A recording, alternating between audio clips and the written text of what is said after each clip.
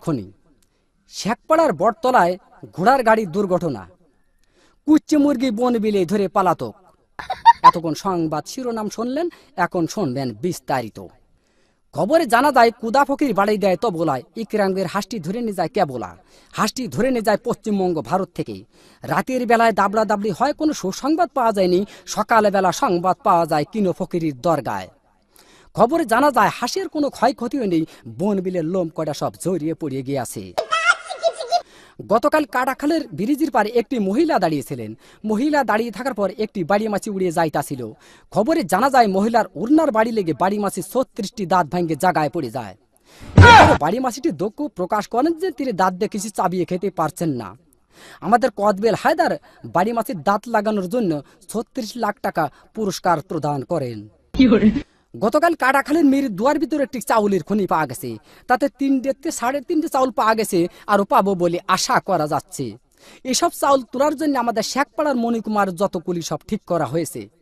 আমাদের আমরা আলী বলেছেন এই চাউল বাংলাদেশে থাকলে পারে বাংলাদেশের অভাব অনটন বেশি পরিমাণ বেড়ে যেতে পারে।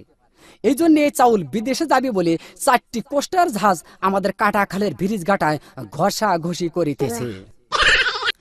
গতকাল বঙ্গোপসাগরে আগুন লেগে পানি পুড়িয়ে সরকার হয়ে মাছের কোনো ক্ষয়ক্ষতি হয়নি, শ্যাওলা কড়া নিরাপদ জায়গায় আছে। আগুন লাগতে লাগতে উপকূলের কাছাকাছি গেলে আমাদের কাঁঠাল চৌধুরী উপকূলের কাছাকাছি গেলে বহুত ঘর বাড়ি পুড়িয়ে যাওয়ার সম্ভাবনা রয়েছে।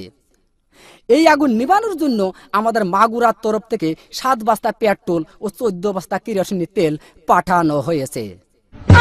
গতকাল আরিসার ঘাটে একটি হাতি যাইতাছিল। হাতি যাওয়ার পরে ফেরিখানা নষ্ট হয়ে যায়। 15-16 খানা বাস বুঝাই সত্ত্বে হাতির পিঠের পার ফেরিটি তুলে দেওয়া হয়েছিল। হাতিটি নিমিদিমি করে যাইতাছিল, এক রয় নামাজের পাড়ায় হাতি চ্যাপ্টা হয়ে গেল। রয় নামাজের পাড়ায় হাতি চ্যাপ্টা হয়ে গেলে বাস কয়েকখানা দরদর করে পানির ভিতর পড়ে যায়। খবরে জানা যায় বাসের ভিতর যত লোকজন ছিল লোকজনের কোনো ক্ষয়ক্ষতিও নেই, বাস কয়েকখানা হাট পেল হয়েছে।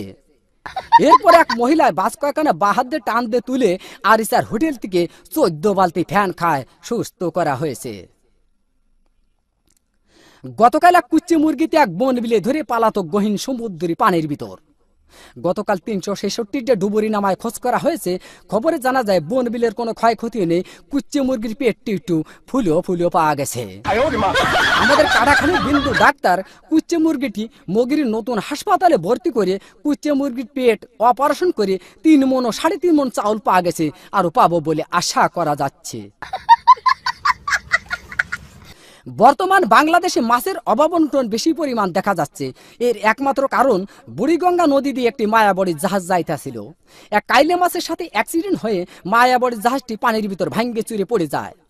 খবরে জানা যায় জাহাজের ভিতর যত মায়াবড়ি ছিল মাছে খাইয়ে মাছের সন্তানাদি বন্ধ হয়ে যাওয়ার কারণে বর্তমান বাংলাদেশে মাছের অভাব অনটন বেশি পরিমাণ দেখা যাচ্ছে।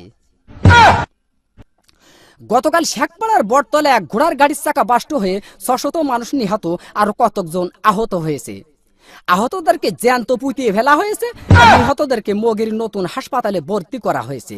গত মাসে এদের সুশীলের চিকিৎসা হবে বলে জানা যাচ্ছে। সবশেষে আবহাওয়া।